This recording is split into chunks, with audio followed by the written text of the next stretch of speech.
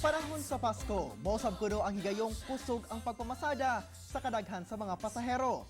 Pero lahi sa Pagadian City, kay duha ka mga tricycle driver ang nagpasakay og libre sa ilang mga pasahero isip sa iyong pinaskuhan. Ani ang report ni Tech Ocampo. Mao kini ang gipost nga hulagway sa duha ka mga tricycle driver sa Pagadian City nga nagapasakay og libre sa ilang mga pasahero isip sa iyong pinaskuhan. Usa diha kining si Litagem Ornilio, kinsa bugtong panginabuhian uban siyang bana ang pagpamasahero gamit ang tricycle. Tag 150 pesos matag adlaw ang ilang renta sa tricycle, wala pa'y labot ang gasolina. Apan karon, dili siya maningil og pamasahe kaysa yung pinaskuhan niya kini sa iyang mga pasahero. Murag payback ramang guna nako sir kay sulod sa pila ka tuig na ko nga asa akong bana tricycle driver, ako po tricycle driver. So klaro kayo nga kami nabuhi mi sa mga pasahero.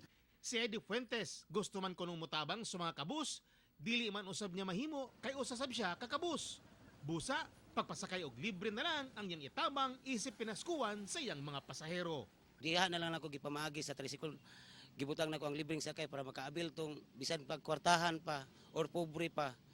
Makaabil, malipay naman po sila. Mas malipay po ko kay labi na moingon nga salamat kayo. Busa, dagong pasalamat sa mga nakabenepisyo sa libreng pasakay, labi na sa mga estudyante o trabahante.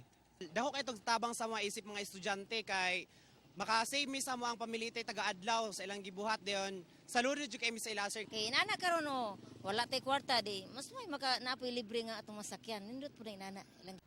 Busa kang Kuya Eddie ug Ate Litagem, mabuhay kayo o hinaot daghan ang sama kaninyong mupaambit sa gugma o paghinatagay karong panahon sa Pasko. Ako si Tech Ocampo para sa One Mindanao.